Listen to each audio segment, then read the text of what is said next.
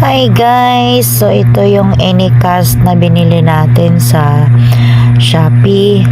So ayan, inilalagay ko na yung kanyang cord. Lagay na natin sa TV. Ayan, sa HDMI. So tapos yung isa naman, ilagay natin dun sa lagayan ng USB. Ayan guys. Tapos yung wifi niya, dyan lang yan.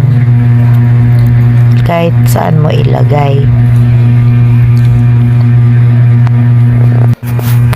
Ngayon naman guys, pupunta tayo dun sa ating wifi. Tapos i-click natin yung Fcast tsaka yung model po. Ayan. Tapos pag na-connect na, punta ka rin dun sa iyong wifi na ginagamit. So dapat i-connect mo din yan.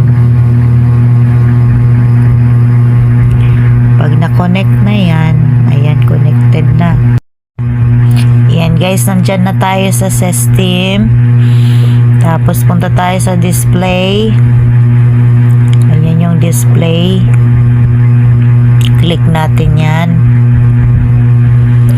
Tapos ibaba lang natin. Meron tayong makikita na ayan, connect wireless display. Pag na-click na po natin yung yung connect wireless display, punta tayo dito sa bandang kanan.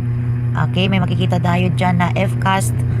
Okay, tapos Fcast display, tapos connect natin yan. Tapos hintayin lang natin guys. Okay, pag na-connect na yan, okay, pwede na tayong pumunta dun sa ating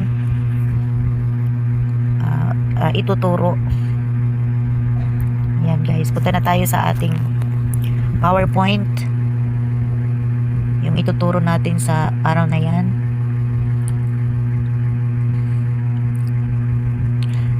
Kapag napunta na tayo dyan, ayan guys, yung makabansa. Ayan, so makikita na ng mga bata yung ituturo. So wala na tayong mga wire dyan. So ano pa hinihintay nyo mga kaguro?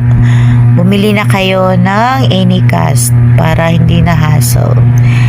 So ayan guys, happy teaching mga kaguro.